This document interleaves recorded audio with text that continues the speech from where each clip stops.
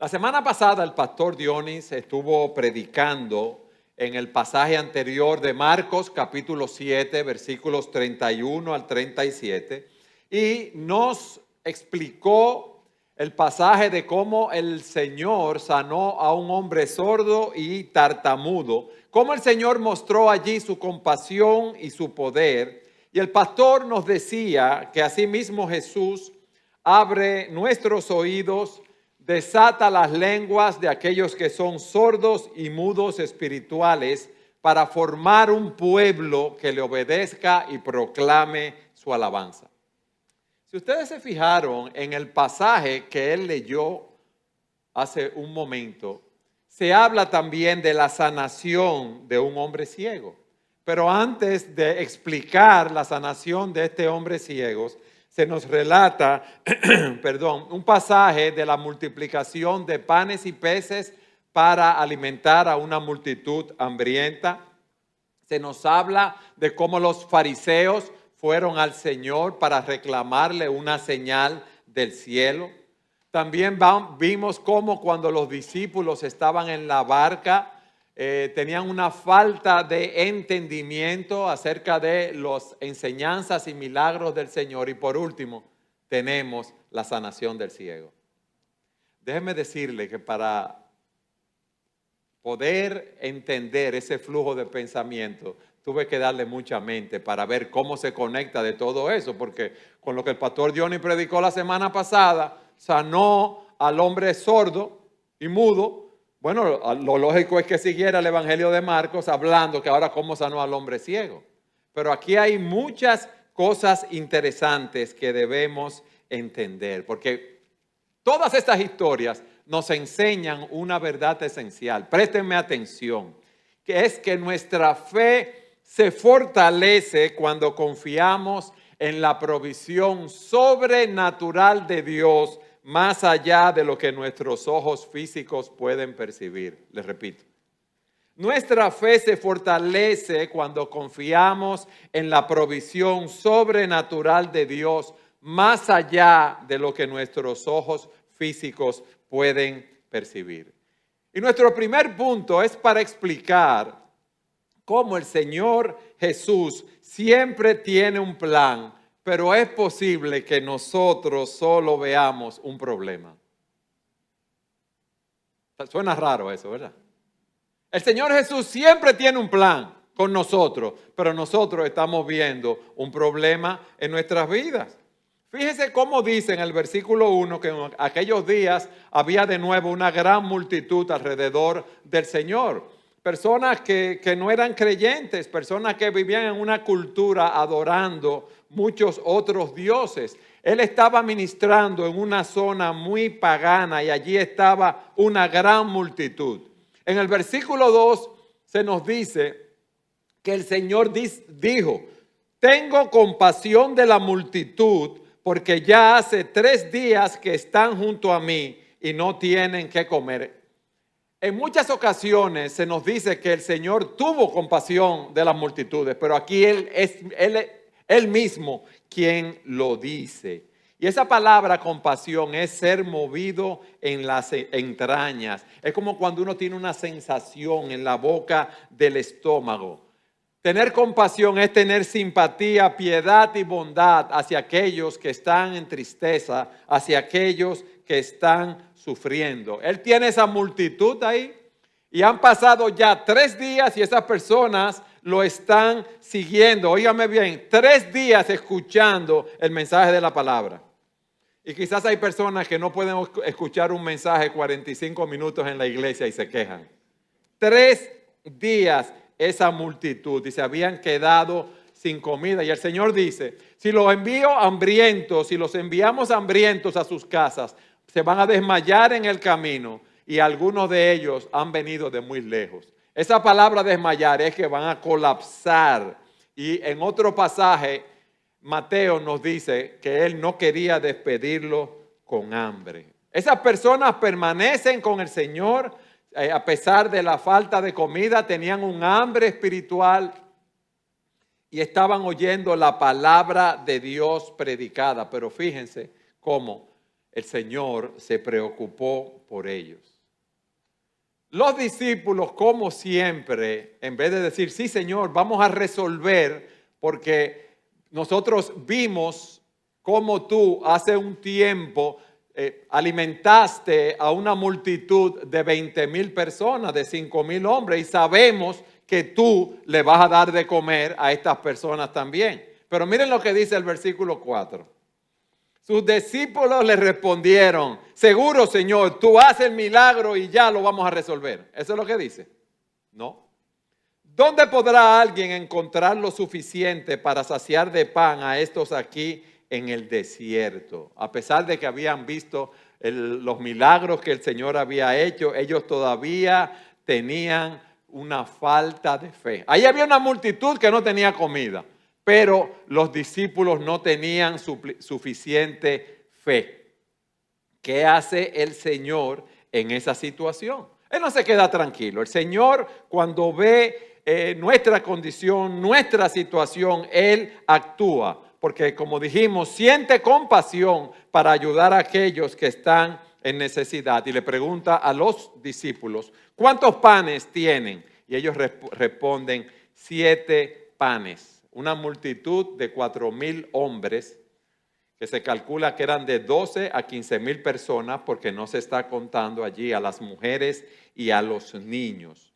Y aquí el Señor le pide a ellos que den los panes que tienen. En el milagro anterior que él había realizado, él le había pedido, un niño había ofrecido el almuerzo que tenían. Y ellos aquí tienen 7 panes y algunos pececillos. Cuando hablamos de peces, no piensen que son chillos o meros grandísimos, no.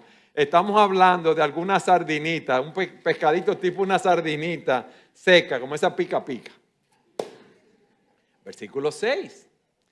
Entonces mandó a la multitud que se recostara en el suelo y tomando los 7 panes, fíjense lo que el Señor hace, después de dar gracias, los partió y los iba dando a sus discípulos para que lo pusieran delante de la gente y ellos lo sirvieron a la multitud. Tenían también unos pocos pececillos y después de bendecirlo, mandó que estos también los sirvieran. Los discípulos, el Señor los pone a trabajar, los pone en acción. Mis amados, y aquí aprendemos cómo el Señor nos llama a tener compasión de los demás, cómo nos llama a poner a su servicio lo poco que tengamos. Imagínense, quizá uno no lo hubiera dicho, dado mente, y hubiera dicho 7 panecillos, que eran como ese pan pita, que es el pan oriental, y unas pocas sardinas, cuando usted tiene frente a usted a 12 o 15,000 personas. No, nosotros tenemos que llevar al Señor lo que nosotros tenemos y que Él los use para su gloria. Pueden ser esos 7 pedazos de pan y esos pececillos. Lo que el Señor quiere es que nosotros nos presentemos, óyeme bien, como un sacrificio vivo delante de su altar para glorificar su nombre. Que nosotros tengamos compasión, que cultivemos esa compasión en nuestras vidas y que estemos dispuestos a presentarnos delante de Él nosotros y lo que tenemos para servirlo. Y se nos dice aquí cómo todos comieron y se saciaron y recogieron de lo que sobró de los pedazos 7 canastas. Los que comieron eran unos 4,000. Jesús los despidió. Y subiendo enseguida a la barca con sus discípulos, se fue a la región de Dalmanuta. Fíjense cómo ellos comieron y se saciaron. Y sobró todavía comida para todos ellos. Miren, en el milagro anterior, lo que había sobrado, 12 canastas, cabían en una mochila, en algo pequeño. Pero aquí lo que sobró, esas canastas, eran canastas de las grandes donde cabe un hombre. Hay un pasaje de la Escritura en Hechos donde se nos dice que el apóstol Pablo, para que no lo mataran, lo bajaron por un muro en una canasta. Era una canasta de ese tamaño lo que había sobrado allí. Pero más adelante en los versículos 11 al 13 encontramos que vienen los fariseos a pedirle una señal al Señor. Ellos habían presenciado los milagros que el Señor había hecho. Esos fariseos habían estado en muchos lugares donde el Señor había estado predicando. Ellos estaban buscando pruebas visibles de su fe, pero no para aceptarlas, sino para rechazarlas. Miren qué cosa. Y miren lo que dice. Versículo 11. Entonces salieron los fariseos y comenzaron a discutir con él, buscando de él una señal del cielo para poner a prueba su fe. Miren cómo los incrédulos, en segundo lugar, demandan una señal, pero cuando la ven, la rechazan. Cuidado si ese es tu caso. Salen los fariseos bien organizados, van donde el Señor, comienzan a discutir con él, a hacer oposición. Ellos no querían aprender, ellos querían cuestionar, ellos querían encontrar una falta, ellos querían encontrar un error para entonces desacreditar al Señor. Y se nos dice, salen, comienzan a discutir con él y buscan de él una señal del cielo para poner a prueba a Jesús. ¿Qué pasaba? Ellos creían, y había esa creencia en esos tiempos, que los milagros terrenales podían ser imitados por los demonios, como en la señal de los magos en la corte de Faraón cuando Moisés estuvo allí. Pero sostenían que solo Dios puede hacer milagros celestiales. Ellos tenían en mente el maná con el cual Dios había alimentado al pueblo en el desierto, cómo Josué había detenido el sol y la luna, cómo Elías había clamado a Dios y había descendido fuego del cielo. Ese era el tipo de señal que ellos querían. Pero ellos no tomaban en cuenta todos los milagros que el Señor había realizado. Había resucitado muertos, había sanado a un sordo hace poco, había sanado a muchas personas. Todas esas multitudes estaban siguiendo al Señor porque estaban viendo esos milagros y estaban viendo en el Señor palabras de sabiduría, pero ellos eran unos necios. Ustedes han visto las personas que dicen, bueno, si Dios existe, que me parta un rayo ahora. Eso es lo que muestra la misericordia de Dios, que con lo necio y estúpido que somos nosotros, con lo tontos que somos, Dios no nos fulmina ahí mismo. Y ellos estaban buscando una señal del cielo. Nos dice que el Señor suspiró profundamente en su espíritu en el versículo 12. Y dice, ¿por qué pide señal esta generación? En verdad les digo que no se le dará señal a esta generación. Ese fue un suspiro del fondo del pecho. Eso es un suspiro de cansancio. No es un suspiro de desesperación, sino es un suspiro de desilusión. Él gimió dentro de sí por la sordera espiritual de estos líderes religiosos. Eso fue lo que el Señor hizo. ¿Por qué pide señal? ¿Por qué pide milagro esta generación? En verdad les digo que no se les dará señal a esta generación. Él no respondió su demanda porque ya él había dado múltiples señales a través de todos los milagros, quizás cientos de milagros que él había realizado. Hermanos, nosotros tenemos que cuidarnos de la dureza del corazón. Nosotros tenemos la evidencia de la existencia de Dios. Dice en Romanos capítulo 1, versículo 18, que la ira de Dios se revela desde el cielo contra toda impiedad e injusticia de los hombres que con injusticia restringen la verdad. Porque lo que se conoce acerca de Dios es evidente dentro de ellos, pues Dios se hizo evidente, porque desde la creación del mundo, sus atributos invisibles, su eterno poder y divinidad se han visto con toda claridad, siendo entendidos por medio de lo creado, de manera que ellos no tienen excusa. Pues, aunque conocían a Dios, no lo honraron como a Dios, ni le dieron gracias, sino que se hicieron vanos en su razonamiento y su necio corazón fue entenebrecido. Esta semana yo grabé un programa de Entendiendo los Tiempos o el pastor Miguel Núñez, acerca de la existencia de Dios. Y Miguel decía, Eduardo, pero solamente hay que ver la creación, lo maravilloso de la creación, lo que dice este pasaje, para probar que hay una mente, que hay un creador. Y hablábamos del diseño perfecto que tiene el universo. Si el sol se adelantara, estuviera un poquito más cerca, nos quemáramos. Si se va más lejos, nos morimos de frío. Igual que con la luna, el control de las mareas, todo eso está perfectamente diseñado. Esa complejidad viene de un Dios todopoderoso. Esa ley moral escrita en nuestros corazones, donde en diferentes culturas, en diferentes naciones, el robar, el matar, está mal, viene porque la ley de Dios está escrita en nuestros corazones y tenemos una conciencia. Pero estos hombres se empeñan en decir no, como quizás tú hoy dices no. Juan dice, el Señor dice en Juan 3:19, y este es el juicio, que la luz vino al mundo y los hombres amaron más las tinieblas que la luz, pues sus acciones eran malas. Porque todo el que hace lo malo odia la luz y no viene a la luz para que sus acciones no sean expuestas. El Señor sabía que estos hombres ya habían escuchado la palabra, pero ellos lo que necesitaban era arrepentirse de sus pecados y creer en Jesucristo como el Mesías prometido. ¿Y qué hace el Señor? Versículo 11. Y dejándolos, se embarcó otra vez y se fue al otro lado del lago. Ya Él se fue de ahí. Es como cuando hay un divorcio, es un alejamiento definitivo.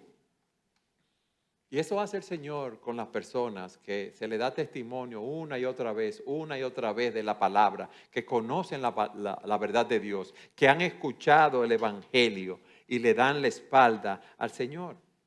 El Señor es paciente, pero llega un momento que ante esa incredulidad ya no hay más nada que hacer y muchas veces se cierra la puerta de la salvación. Y por eso el Señor nos dice en Marcos 6:11 que llega un momento en donde no podemos gastar tiempo y energía en lugares donde no somos bien recibidos, sino que tenemos que ir a otros lugares a predicar el Evangelio. Miren, hermanos, en nuestras vidas nosotros nos vamos a encontrar con muchas personas como esos fariseos que son exigentes, que son incrédulos, que son drenantes. Nosotros debemos ser amables con ellos, debemos amarlos, debemos predicarles el Evangelio, pero hay un momento donde tenemos que seguir predicando el Evangelio en otros lugares y dejarlos atrás. Pero ahora viene un tercer incidente. El primero era que el Señor estaba obrando en medio de un problema, ¿verdad? Lo que consideramos un problema. Dios estaba sacando algo bueno, hizo un milagro allí, como puede hacer un milagro en tu vida, en la situación que tú estás viviendo. Porque tú estás concentrado en el problema y no estás viendo cómo Dios está orquestando todo para tu bien. En segundo lugar, llegan estos fariseos incrédulos que piden una señal y el Señor no les da ninguna señal. ¿Por qué? Porque ellos están allí para contender y cuando con todas las señales que han visto, ellos las rechazan. Pero ahora viene otro incidente que nos enseña otro tipo de ceguera espiritual que afecta a los creyentes. Los líderes religiosos de Israel estaban completamente ciegos. Ellos necesitaban escuchar el Evangelio, ellos necesitaban escuchar el mensaje, pero para entregarse a él, ellos necesitaban arrepentirse de sus pecados, ellos necesitaban confiar en Cristo para salvación. Pero miren ahora, la falta de entendimiento viene con los discípulos ahora. Los discípulos habían visto las grandes obras y los milagros realizados por el Señor, pero no entendieron plenamente el significado. Les digo algo, wow, qué bueno, porque tampoco nosotros entendemos todas las cosas. Qué bueno. Los discípulos, dice aquí la palabra en el versículo 14, se habían olvidado de tomar panes y no tenían consigo en la barca sino solo un pan. Imagínense, han alimentado a 4,000 personas. Quedan varias cestas del tamaño de un hombre llenas y ellos se montan en la barca con un solo pan que tenían ellos. Entonces el Señor ve una oportunidad de enseñar a sus discípulos. Ellos están en esa situación y Jesús, dice el versículo 15, les encargaba diciendo, tengan cuidado, cuídense de la levadura de los fariseos y de la levadura de Herodes. Yo me imagino que iban en el barco, ellos ven que solo le queda un pan y están todos ellos allí. Y el Señor viene y les dice, tengan cuidado, cuídense de la levadura de los fariseos y de la levadura de Herodes. Es lo que está diciendo, es presten atención, tengan cautela. ¿Y qué es esto de la levadura de los fariseos y de la de Herodes? Porque él quería que reflexionaran, óigame bien, en algo más que en lo material que tenían delante de ellos. ¿Qué hace la levadura? Bueno, toma la masa, cuando se la pone en la harina y la hace esponjosa. La levadura se expande gradualmente en toda una masa. Usted pone un poco de la levadura, yo no sé de cocina, pero lo he visto, y eso se fluye a través de toda la masa. Y es lo que le está diciendo, miren, ustedes deben cuidarse de la levadura de los fariseos y de Herodes. Los fariseos eran unos hipócritas. Ellos enseñaban que el hombre puede ser salvo a través de sus obras. Ellos enseñaban que el guardar la ley externamente, pero no internamente. Ellos, como el Señor dijo, eran sepulcros blanqueados, blancos por fuera, pero huesos podridos y secos por dentro. La levadura de Herodes representaba la conducta inmoral de Herodes y mundana. Es una levadura del secularismo, de centrar su vida en el placer, óyeme bien, y en la vida terrenal, como si todo lo que hay aquí, eso fuera. Pero también en Mateo se nos habla, en ese pasaje, cuídense de la levadura de los saduceos. Los saduceos negaban lo sobrenatural y veían la religión como un medio de obtener poder y riqueza. Y el Señor le está diciendo, miren, cuídense de esa levadura, de ese legalismo fariseo, de esa mundanalidad herodiana, de ese materialismo religioso de los saduceos. Esa era una advertencia que estaba sobre ellos. Hermanos, ¿cómo esta levadura nos afecta a nosotros? Trabaja en nuestras vidas. Piensa, si tú estás más interesado en buscar placer en esta vida y comodidad y no estás pensando tanto en las cosas eternas. Fíjense que ellos habían venido de observar un milagro increíble, como todo milagro, ¿verdad? Todas esas personas allí siendo alimentadas. ¿Y cómo venían hablando de que les falta pan? Eran hombres piadosos, eran creyentes que estaban empezando a crecer en su fe. Pero miren con la facilidad que uno se desvía de las cosas eternas. ¿Por qué? Hermanos, ¿quién estaba en la barca con ellos? El Señor Jesucristo. Él acababa de hacer un milagro y había alimentado a 15,000 personas. Y en la barca, ¿cuántos habían? 12 discípulos del Señor y yo no sé cuántos más. Ponte que hubiese 15, 20 personas. Y ahí estaba quien los había alimentado y ellos estaban cuestionando que le faltaba pan. Así estás tú hoy, que tienes al Señor en tu vida, el Rey de Reyes, el Señor Dios Todopoderoso, el Espíritu Santo morando en ti. Y estás dudando si vas a poder comer mañana. Y estás dudando si el problema que tienes el Señor lo va a poder resolver. Es la misma situación. Pero miren lo que pasa, que ellos discuten entre sí que no tenían panes. Ellos están pensando que el Señor lo está reprendiendo porque ellos no habían llevado suficiente pan. ¿Por qué? Ellos estaban enfocados en sus necesidades físicas. Ellos no se estaban enfocando en las verdades espirituales que el Señor le estaba dando a ellos en ese momento. El Señor le estaba hablando del problema de su corazón y ellos estaban pensando en el problema del pan. ¿Nos parecemos a ellos, sí o no? No se rían. Uno se ríe porque dice, ven acá, Ese soy yo. A veces yo me digo a mí mismo, qué loquito soy yo. Qué loquito. Porque no quiero decir loco, me digo, no, qué loquito soy yo.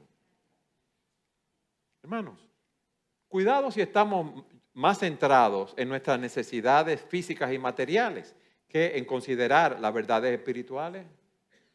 Cuidado si estamos descuidando nuestra relación con Dios porque estamos detrás de riqueza o por cuidar mucho nuestra apariencia física o estamos embebidos en el entretenimiento o consumidos en nuestra carrera profesional. Hermanos, todas esas cosas es muy bueno progresar en su trabajo, dar un testimonio para la gloria de Dios, disfrutar sanamente de las cosas que Dios nos ha dado, pero no podemos distraernos de lo espiritual. Cuidado si el problema del pan, óyeme bien, es mayor que tu problema del corazón. Que estás mal con Dios, que no estás haciendo en tu vida lo que debes hacer para el Señor, porque estás muy concentrado en el problema del pan, porque estás buscando lo material antes de que lo espiritual. Y el Señor, entonces, habla con los discípulos y les hace una serie de preguntas. Dándose cuenta, Jesús les dijo, él se dio cuenta que le faltaba discernimiento, que ellos no estaban entendiendo lo que el Señor le estaba diciendo en relación a la levadura de los fariseos, en relación a la levadura de Herodes. Y miren las preguntas que Él le hace. ¿Acaso Él no había alimentado a 5,000 y habían sobrado 12 cestas? Y luego había alimentado a 4,000 y habían sobrado 7 cestas grandes. Sí. Ellos no se estaban dando cuenta de quién era que estaba en la barca con ellos. ¿Por qué discuten sobre los panes? ¿Por qué están enfocados en las necesidades terrenales cuando lo que ustedes deben preocuparse es por tener un corazón limpio delante de Dios? Un corazón que no esté absorbido por las cosas de este mundo. Un corazón que no esté absorbido por los deseos de los ojos, los deseos de la carne, la vanagloria de esta vida. Miren cómo le dice, aún no comprenden ni entienden. No entienden que fue el Señor que proveyó ese pan milagrosamente hace unos momentos. Tú no entiendes que ha sido el Señor que te ha traído hasta aquí y en medio de carencias, en medio de falta de alimento, en medio de dificultades, en medio de problemas, en medio de aflicciones, te ha sostenido y hoy te tiene aquí con nosotros. Todos nosotros podemos dar ese testimonio en nuestras vidas, que hubo momentos en que íbamos a desfallecer, que pensábamos que no podíamos dar un paso más y aquí estamos. Batallando con la espada en nuestras manos todavía, mis hermanos. Ellos no estaban entendiendo eso y nosotros quizás no lo estamos entendiendo. Le dice, es que ustedes tienen el corazón endurecido. Ustedes no conectan mis milagros y las enseñanzas conmigo, con mi naturaleza divina. Tienen ojos, ustedes no están viendo. Tienen oídos, no están escuchando. Ustedes no están viendo cómo Dios está obrando en sus vidas. Cómo Dios nos está guiando a través de su palabra. Nosotros, al igual que ellos, necesitamos cultivar una percepción espiritual. ¿No recuerdan? Les dice, cuando partí los 5 panes entre los 5,000. ¿Cuántas cestas llenas de pedazos recogieron? 12 respondieron. Y cuando partí los 7 panes entre los 4,000, ¿cuántas canastas llenas de los pedazos recogieron? 7. Ellos están respondiendo correctamente, pero no están captando la profundidad de lo que el Señor le está diciendo. Ellos no están conectando a quienes ellos tienen en el bote, los milagros del Señor, las enseñanzas del Señor con su vida cotidiana. Así somos nosotros.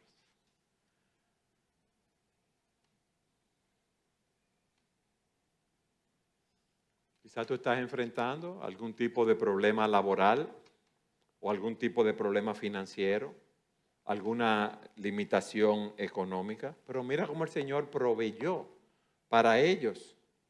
¿Y qué debe hacer eso, hermano? Llevarnos a confiar en Dios en nuestras vidas, haciendo lo que tenemos que hacer, pero sabiendo que el Señor va a proveer para nuestras necesidades y a tomar decisiones, óyeme bien, basados en esa confianza. Porque hay momentos que uno dice, si yo hago eso que dice el Señor aquí, en mi negocio, en mi matrimonio, en mi trabajo, uno dice, me voy a ir a pique. No, tú te vas a ir a pique si haces lo contrario a lo que te dice el Señor. Por fe andamos y no por vista. Aún no entienden, le dice el Señor. Ahora, aquí hay una bendición y nosotros los creyentes tenemos una bendición. Fíjense, los fariseos se negaban a creer. Ellos querían buscar una señal para acusar a Jesús. Pero en el caso de los discípulos y el nuestro, es que no podemos entender completamente todas las cosas. El Señor nos va revelando en su palabra y vamos creciendo espiritualmente. Y debemos hacer un ejercicio de ver a Dios obrando en nuestras vidas, al Dios soberano, y relacionar el evento que nos ocurre con lo que Dios quiere hacer en nosotros.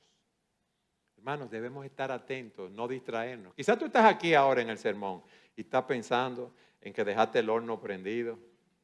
Estás pensando en que vas a llegar a cocinar. Estás pensando en un problema de trabajo que dejaste pendiente y no estás concentrado o concentrada en lo que tienes que estar. Tú estás enfrentando una situación abrumante en tu trabajo.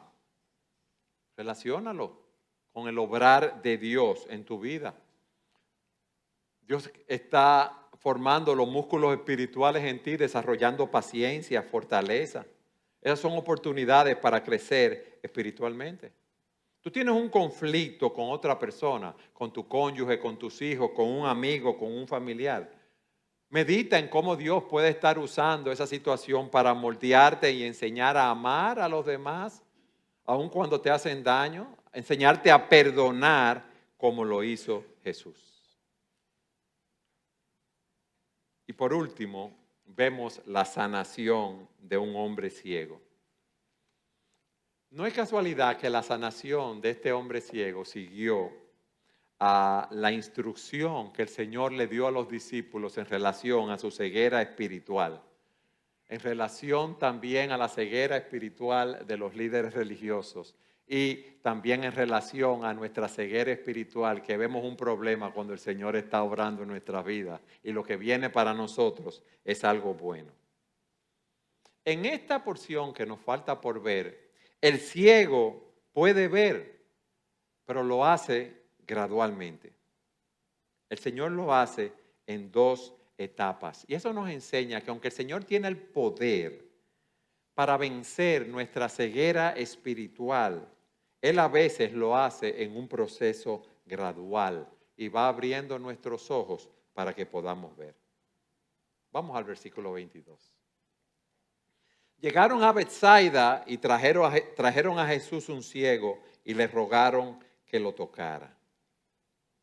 Llegan donde el Señor, miren el Espíritu del Señor para recibir a la persona. Un ciego era una persona marginada, era una persona, ¿verdad?, que ya si tenía un defecto físico estaba condenado a estar así toda su vida.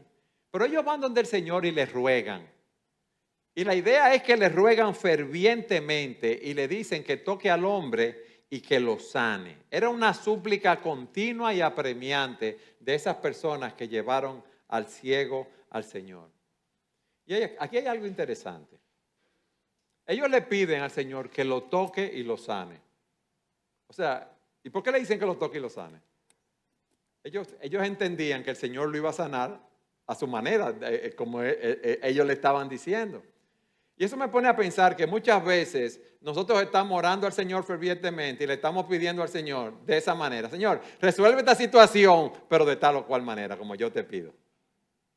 Y Él la resuelve como Él entiende, conforme a su gracia y a su soberanía.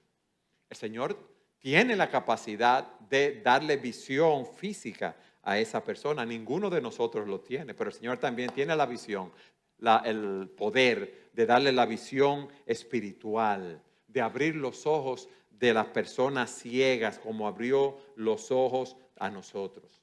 Miren, en 2 Corintios capítulo 4, versículo 5, el apóstol Pablo dice, porque no nos predicamos a nosotros mismos, sino a Cristo Jesús como Señor, y a nosotros como siervos de ustedes por amor de Jesús.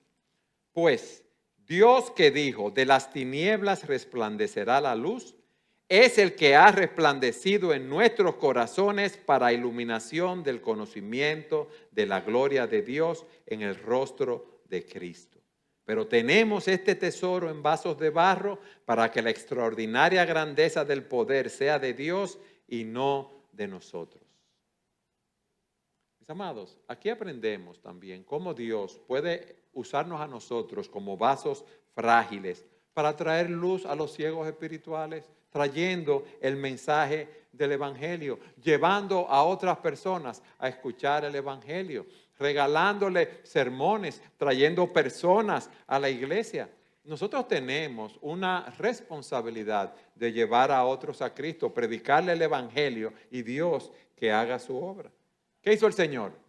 Tomando al ciego de la mano, lo sacó fuera de la aldea. Imagínense eso.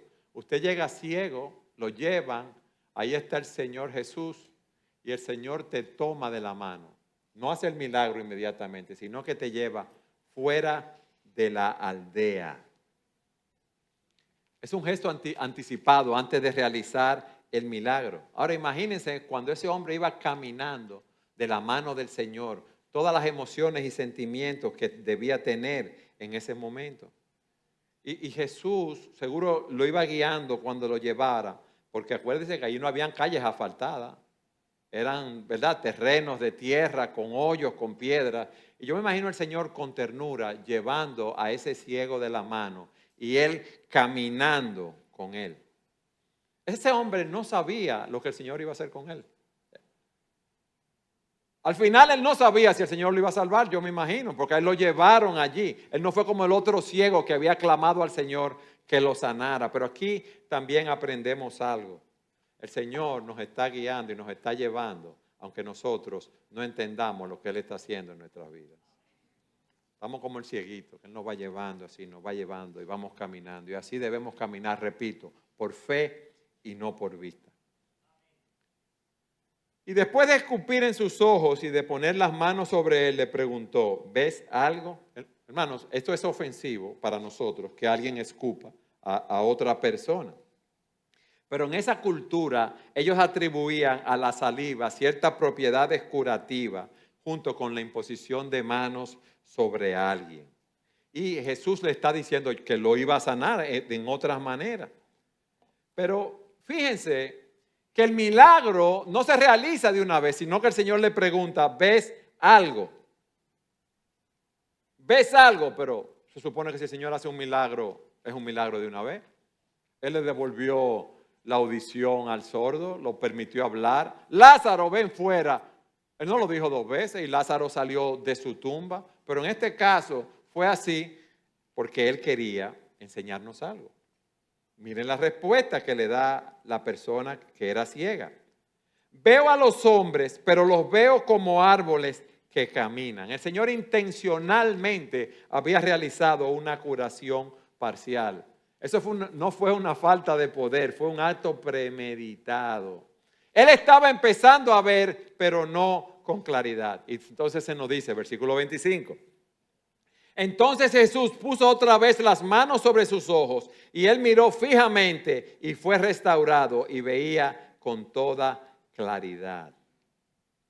¿Por qué el Señor lo hizo así? Bueno, puede ser porque con esta curación tardía o en 2 etapas quería enseñar a sus discípulos que al alcanzar esa percepción espiritual le iba a tomar tiempo, que los ojos nuestros se van abriendo gradualmente como este ciego. Nosotros no nos convertimos al Señor y ya hoy sabemos todas las cosas que el Señor tiene para nosotros en su palabra. No nos conocemos la Biblia de Génesis, Apocalipsis. Cada vez que leemos la Escritura, que oímos un sermón, aprendemos cosas nuevas y tratamos de aplicarlas en nuestras vidas. Era como los discípulos cuando iban caminos a Emaús, que ellos estaban tristes porque el Señor había muerto. Y el Señor va caminando con ellos y les pregunta por qué están tristes. Y ellos le dicen porque han crucificado al Señor. Y Cristo les dice, esto es lo que yo les decía cuando estaba con ustedes, que era necesario que se cumpliera todo lo que sobre mí está escrito en la ley de Moisés, en los profetas y en los salmos. Entonces les abrió la mente para que comprendieran las Escrituras. Aquí vemos cómo su percepción espiritual fue aumentando. Y en el versículo 26 se nos dice, y lo envió a su casa diciendo, ni aún en la aldea entres. Él lo mandó a su casa. Él lo mandó con una misión específica. Ya el Señor había predicado la palabra en esa zona y muchos no se habían arrepentido. El Señor se estaba alejando de esa área. La luz del Evangelio había llegado allí, el Señor mismo, y ellos se habían endurecido. Cuidado si eso está pasando en tu vida hoy. Cuidado si tú sabes que esto es la verdad, el Evangelio, y vienes cada domingo porque sabes que es la verdad, pero no tomas una decisión de arrepentirte de tus pecados y confiar en Cristo, por temor al que dirán, por temores a perder estatus social o económico por el precio que tengas que pagar. Dice la Escritura, hoy es el día aceptable, hoy es el día de salvación. Tú no sabes lo que va a ser de ti en los próximos segundos, en los próximos minutos, qué va a pasar, si vas a tener un accidente, si vas a tener un accidente cardiovascular, si vas a tener un derrame cerebral. Tú no sabes lo que va a hacer de ti. Mis amados, ¿qué hemos visto hoy en este mensaje? El Señor tiene poder para vencer nuestra ceguera espiritual y abrir nuestros ojos para que podamos ver la verdad que se encuentra en Él. Recuerda lo que hemos visto hoy.